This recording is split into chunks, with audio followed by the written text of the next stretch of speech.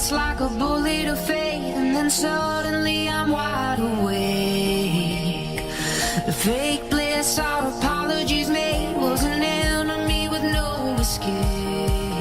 My hands were tied, but now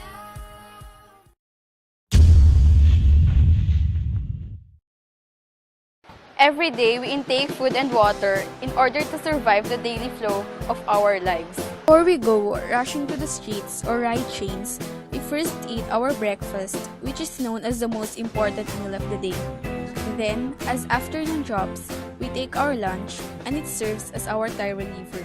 And lastly, we take our dinner when the night falls.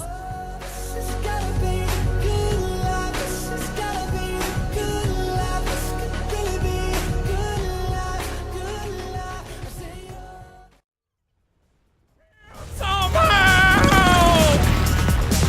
Nerve, let's get out of here! I can't!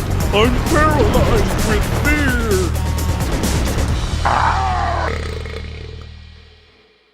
Chloe! Wake up! What? Where are we? We're in the mouth! The gateway to the digestive system!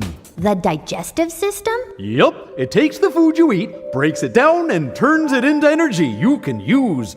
It's trying to break us down into tiny pieces as we speak.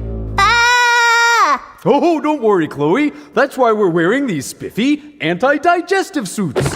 Nerve, what's this goop on my arm? Oh, that's saliva. As soon as you take a bite of food, digestion begins. Saliva contains things called enzymes that start breaking down food immediately. Whoa! Looks like we're in the esophagus, a tube that runs from your mouth to the stomach. Youch! Oh, happy day! Food! Now we can watch it be digested. Lucky us. Look at the food! Look at it! Right here in the stomach. Gastric juices are starting to break it down. It's amazing! Gastric juices? Yes, sirree! Gastric juice isn't like orange or grape juice. Your stomach secretes a mix of acid and enzymes that start digesting the food you eat. The stomach also churns the partially digested food, turning it into a lovely, liquidy mush. Then the food moves into the small intestine. Bye-bye, handsome. Handsome? That combo of chewed up food and gastric juices was gross. Well, then you're gross. Excuse me? Whoa, you've seen this combo of chewed up food and gastric juices erupt from your own body, if you've ever thrown up. Oh, I have seen that before.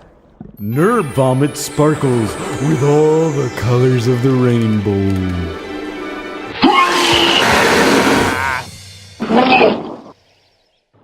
I think it's time to move on to the small intestine.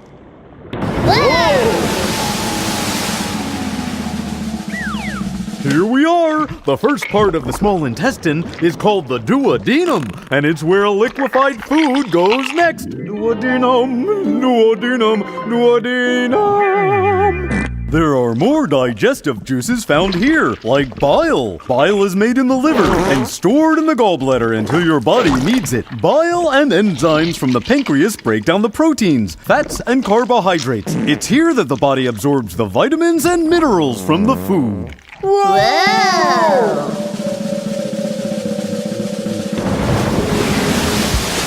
Welcome to the large intestine!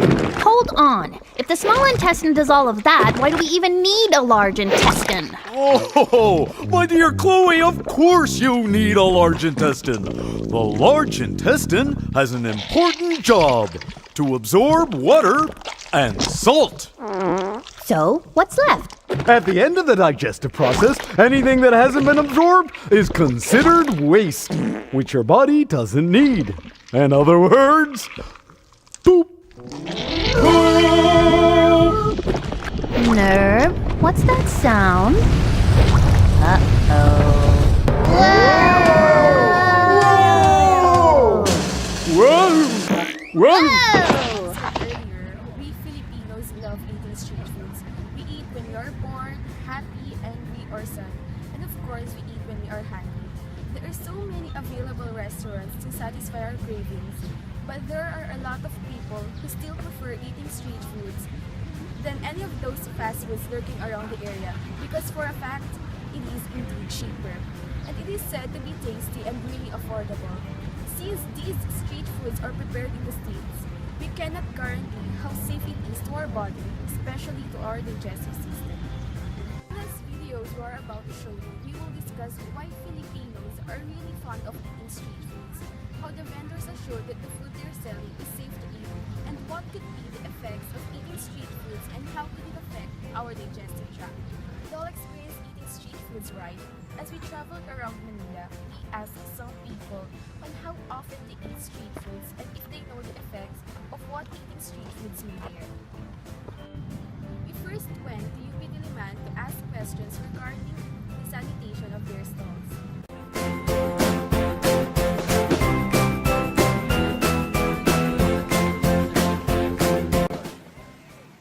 Una, bago kami nagkaroon ng tindahan, kailangan may sanitary permit galing mismo sa UP, health center ng UP. Yung pangalawa, doon sa tao, lahat ng tao namin may certificate galing sa health office din. Kaya hindi pwedeng walang sanitary, walang malinis. Yung second question po, paano niyo po napapanatiling malinis po yung store? Every morning yan linis, tapos every night bago magsarap, malinis ulit. Tapos sa tao naman, yun yan, katulad sinabi ko, may sanitary permit sila. May pinapatupad po ba kayo na kailangan naka-hairnet? Oo, ganun. Naka-hairnet, tapos as long naka-white t-shirt. Tapos okay lang shorts, basta as long naka-white t-shirt. Tapos every time gamit ka ng gloves. Saka toothbrush din yun. Yung third question po, may mga nagreklamo na po ba na May nabalita, pero hindi dito sa samahan ng manininda. Meron kasi last year dito, hindi ko lang sure kung last year or last March, parang gano'n. Merong nagkaroon ng problema.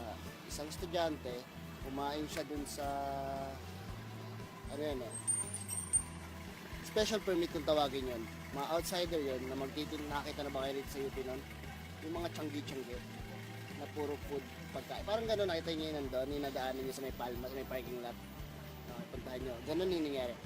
Nagkaroon siya, parang nagtayo siya. Pero sa amin, sa part namin Manininda, wala pa. kung i-rate niyo po yung food cleanliness niyo po from 1 to 10? Hindi ko naman pwede sabihin na 10, di ba? Walang perfectong pagkain. Siguro mga 8.5 mga gano'n.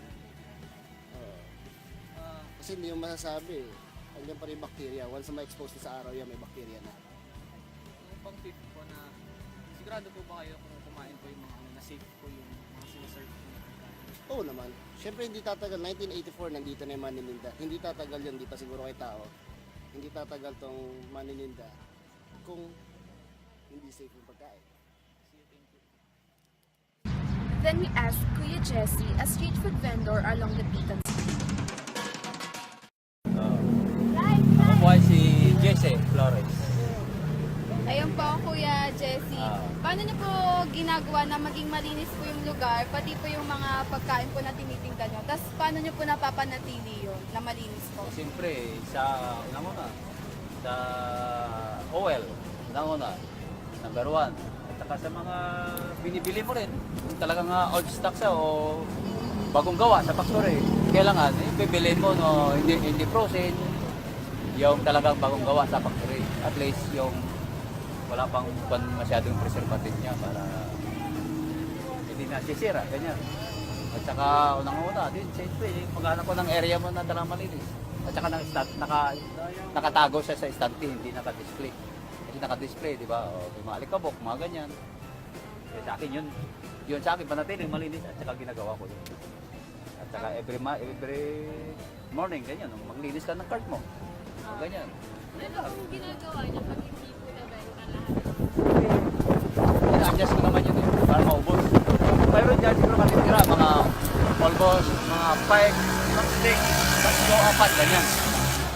Tapos may cart ako sa kabila.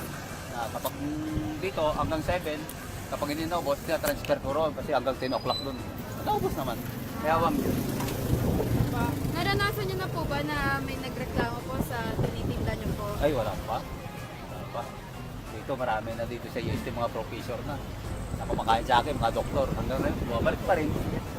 Dito, wala naman mayawang Diyos. Almost 18 years na. Wala. Sa, Wala naman. sa 1 to 10 po, 10 po yung pinakamataas. Oo. Gaano niyo po i-rate yung pagiging malinis po ng lugar po na pinagtatayuan niyo po nitong sidecar niyo po, pati po yung mga pagkain po? Siguro sa akin, mga 7% lang siguro. Siyempre, yung pollution natin, di ba? O, kung minsan nakakain natin, nalalangap natin. Hindi nga silingan malinis talaga rin. Kasi dito ka sa street ka eh. Siguro lahat ng mga likabok, di ba? O, ganyan. Mga 7% lang.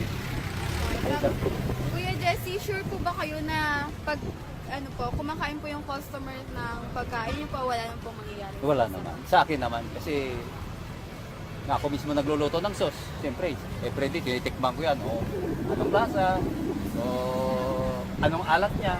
Ganun. Maawan Diyos, hindi naman sa masakit yung Then we went to a mall and interviewed a pizza vendor. Hello, good afternoon. Ako si Noemi. Ng Latsa Pizza. Sige po, Ate Noemi, paano niyo po napapanatili at ginagawa na maging malinis po yung lugar po, pati po yung mga pagkain po na tinitinda niyo pizza po?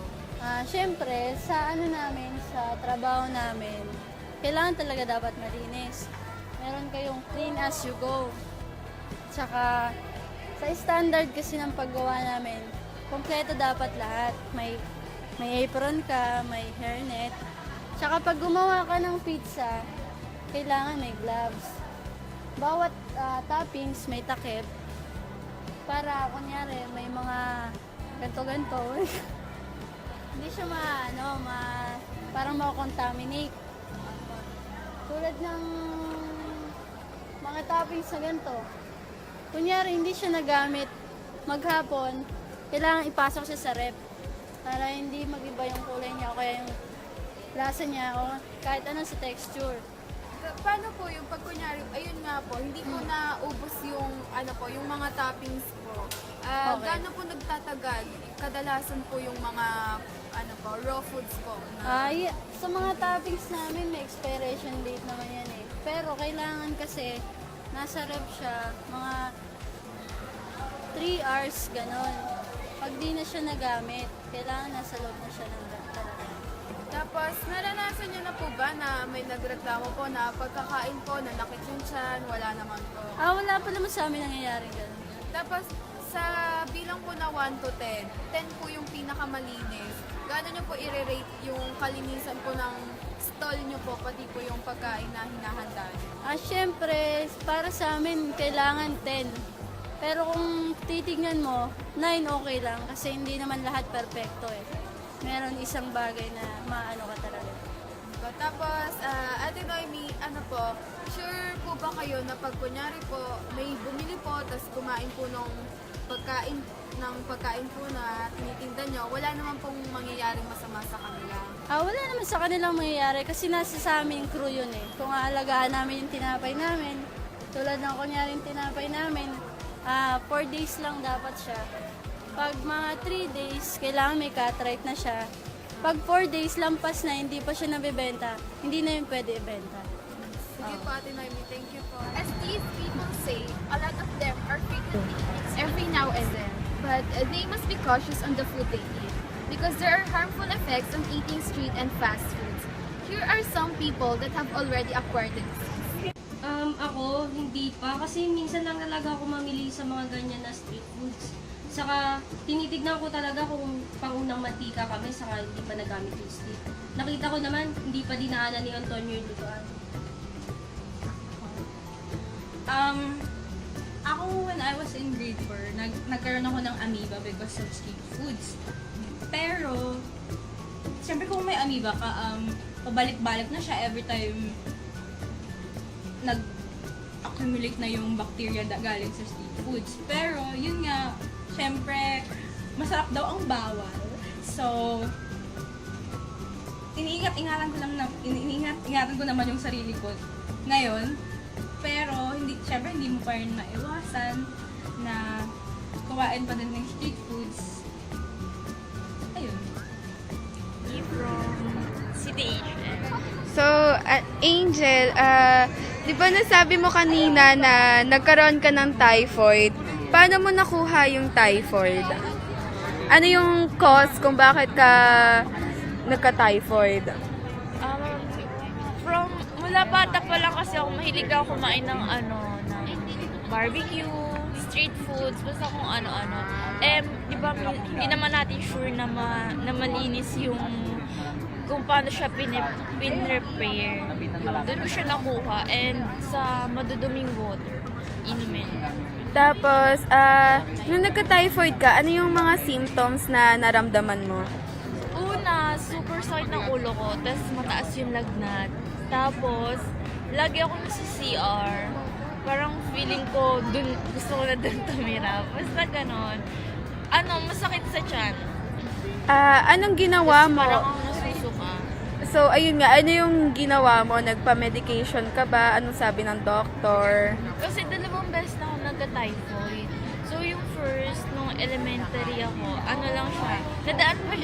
Nagpa-check up kami, tas through oral medication lang, may papainom siya, antibiotic, gano'n. Tapos, paiwasin ka, hindi ka na pwedeng kumain. Ay, hindi naman sa hindi pwede. Iwas sa street foods, yung cause bakit ka nagka-typhoid. Tapos, yung pangalawang beses kasi yung nagka-typhoid na ako, yun yung malala na talaga yung hilo ko.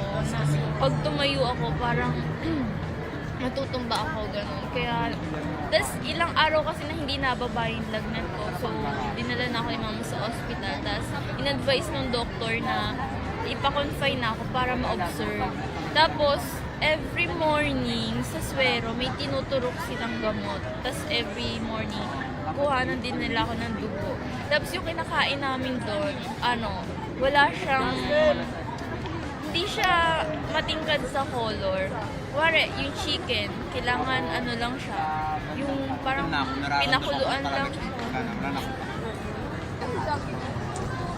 So, ayun, thank you po. Seeing the possible effects of eating street foods and the possible diseases in the digestive system, we now ask the question, how can we prevent it? In accordance to the diseases that they acquired, we interviewed Dr. De Alban, a family doctor, to give us an intelligent and prompt explanations about amoebiasis and typhoid fever. Amoebiasis or entamoebiasis. Okay.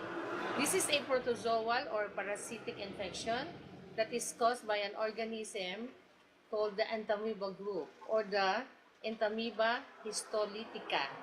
This is a type of gastroenteritis which is acquired through ingestion of infected water, uncooked food, unwashed fruits and vegetables. For the treatment, we could have metronidazole 500 milligrams tablet, or for the children, it could be the syrup. And we have a new antibiotic drug, which is just introduced 4 to 5 years ago, the rafamycin. It is also known for the amoebiasis to be called as traveler's diarrhea. So for the prevention, we should have proper sanitation. We should also have programs, education, and information. Prevent having problems in their digestive system. For the prevention of the gastrointestinal diseases or the digestive system, number 1, we should have proper sanitation. Water and food should be free from contamination. Proper disposal of human feces. Education and information about hygiene. Next, we should have programs like control of water, foodborne diseases. Food is and will always be part of our lives. It is a necessity. Without it, the process of digestion will not take place. We must always remember to be careful on what we eat, because what we eat affects our body. Money maker, rough shaker, heartbreaker, chance taker, net player, run savior.